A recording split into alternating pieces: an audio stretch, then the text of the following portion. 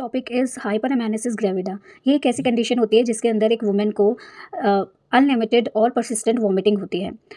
आगे बात करते हैं वीडियो में। जैसा कि हमने बात करी थी कि हाइपरएमेनेसिस ग्रेविडा क्या होता है, तो अब हम इसके डेफिनेशन के बारे में बात करेंगे कि एक्चुअल में ये होता क्या है। It is also known as the pernicious vomiting and इनकोसर्वाइकल।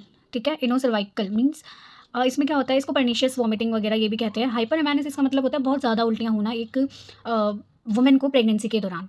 ठीक है, तो it is the severe type of vomiting. Vomiting जो है बहुत ज़्यादा हो रही है और बहुत ज़्यादा बारी हो रही है। ठीक है, occurs during the pregnancy which has not deleterious effect, मतलब वो हमारी इफेक्ट डाल रही है हेल्थ पर भी, and difficult her in a day to day activities, और वो दिन की अपनी एक्टिविटीज़ भी नहीं कर पा रही है बहुत सारी, क्योंकि उसको बार बार वॉमिटिंग आ रही है। तो इस कंडीशन को हम हाइपरएमेनेसिस ग्रेविडा कहते हैं।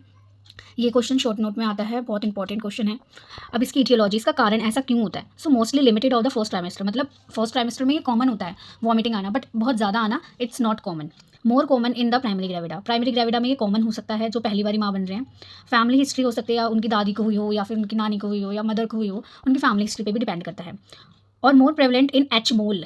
एच मोल एक तरीके की प्रेगनेंसी होती है जिसके अंदर hydatidiform, it is the type of teenage pregnancy. मतलब एच मोल प्रेगनेंसी जो होती है ना, बेसिकली इसके अंदर जो multiple pregnancy, more common unwanted unplanned pregnancy, इन कंडीशंस में हाइपरएमेनेसिस ग्रेविडा होता है। क्यों? क्योंकि एच मोल प्रेगनेंसी एक तरीके का टाइप है प्रेगनेंसी का, जिसके अंदर जो बेबी फॉर्म होता है with the like of grape, जैसे ग्रेप्स नहीं होते छोटे छोटे छोटे छोटे छोटे, इस तरीके से वो प्रेगनेंसी में एग बनता है, एम्ब्रियो फॉर्म होता है। ठीक है, तो वो कंडीशंस एच मोल प्रेगनेंसी होती है। ये बहुत अलग टॉपिक है, इसको हम टच नहीं करेंगे। I just tell you the meaning of the H mole pregnancy.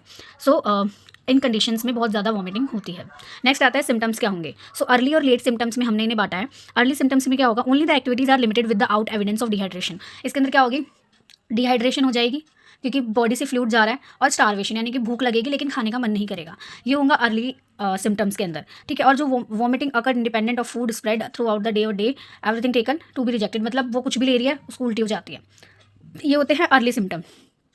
ठीक है, न्यूट्रिशनल सफ़र करेगा। ठीक है, एग्जामिनेशन में वो लुक करेगी, मतलब वो फील होगा उसको लेथार्जी सा, ये सारे अर्ली सिम्टम्स हैं। देन आता है लेट सिम्टम्स। लेट सिम्टम्स में डिहाइड्रेशन तो होगी, स्टारवेशन तो प्रेजेंट होगी, उसके अलावा वॉमिटिंग की जो फ्रीक्वेंसी है वो बार बार बढ़ जाएगी, यूरिनेशन क्वांटिटी कम हो जाएगी क्योंकि सारा का सारा पानी वॉमिटिंग से निकल जाएगा। तो ऑलिगोयूरिया मतलब जो हमारा यूरिन आउटपुट है वो कम हो जाएगा। तो कॉन्स्टिपेशन और डायरिया दोनों में से कुछ भी हो सकता है। एपिगैस्ट्रिक पेन होगा, यानी कि पेट में दर्द होगा, और पेशेंट कन्फाइंड टू बेड, मतलब उसे लगेगा कि अब मैं बेड पर ही लेट जाऊँ, उसे इतना फटीग हो जाएगा, इतना उसके अंदर जान नहीं रहेगी। तो ये लेट सिम्टम्स होते हैं कुछ। अभी हमने बात करी सिम्टम्स की, अब हम करेंगे बात साइंस की।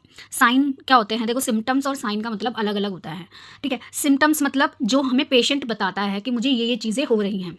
ठीक है, और साइन का मतलब जो हम ऑब्जर्व करते हैं एज अ मेडिकल स्टाफ कि उसमें क्या क्या चेंजेस आए हैं। तो फर्स्टली प्रोग्रेसिव एबनॉर्मल, ठीक है, abnormality with the loss of weight, anxious look, eye become sunken and dull. मतलब इसमें क्या होगा कि एबनॉर्मल प्रोग्रेस होगी। ठीक है, लॉस हो जाएगा वेट का, एंशियस फील होगी मदर। ठीक है, और आई जो है वो ढसी ढसी हो जाएंगी, डल हो जाएंगी।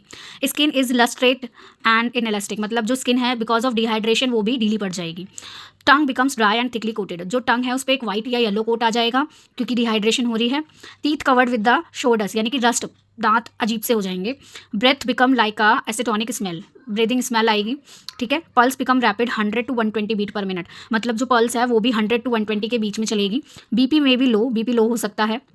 टेम्परेचर में भी रेज्ड, मतलब टेम्परेचर बढ़ सकता है क्योंकि मे भी इन्फेक्शन हो सकता है। जॉन्डिस लेट फीचर है, वो हो सकता है बट वो लेट फीचर है।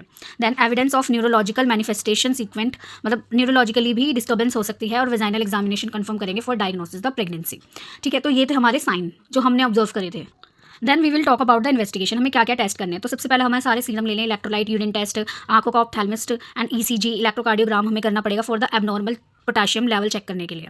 ठीक है, तो ये सारी इन्वेस्टिगेशन हमें करना है, ब्लड टेस्ट वगैरह हमें सारे करने हैं। अब हम इसका प्रिवेंशन कैसे कर सकते हैं। तो सबसे पहला इफेक्टिव मैनेजमेंट है। ठीक है, simple vomiting of pregnancy normal है।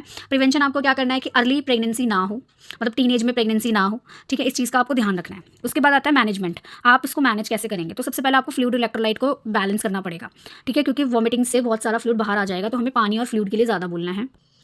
टू प्रोटेक्ट और डिटेक्ट अर्लीस्ट ओमिनियस कॉम्प्लिकेशन, जो भी कॉम्प्लिकेशंस होंगे उनको अर्ली डिटेक्ट करना है, हमें देखना है और प्रेग्नेंट वुमेन को अच्छे से ऑब्जर्व करना है, ठीक है। उसके अलावा hospitalisation we can do, then fluid oral feeding with help at least 20, हमें ओरल फीडिंग नहीं करानी है, मतलब ओरल फीडिंग में हम फ्लूइड्स दे सकते हैं, ठीक है।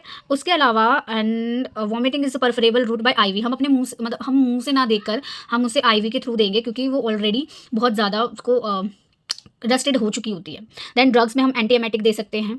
And supportive nursing care we have to provide, maintain करना है उनका हाइपरमेनेसिस चार्ट, डाइट जो होगी वो लिक्विड देनी है, 10 घंटे का रेस्ट कराना है और उसको लूज क्लोथ्स पहनाने ताकि उन्हें घबराहट ना हो। So this is all about the hyperemesis gravida. अगर आपको ये वीडियो पसंद आए तो मेरे चैनल को लाइक करें, सब्सक्राइब करें और कॉमेंट करके हमें बताएं कि आपको नेक्स्ट वीडियो कौन से टॉपिक पर चाहिए।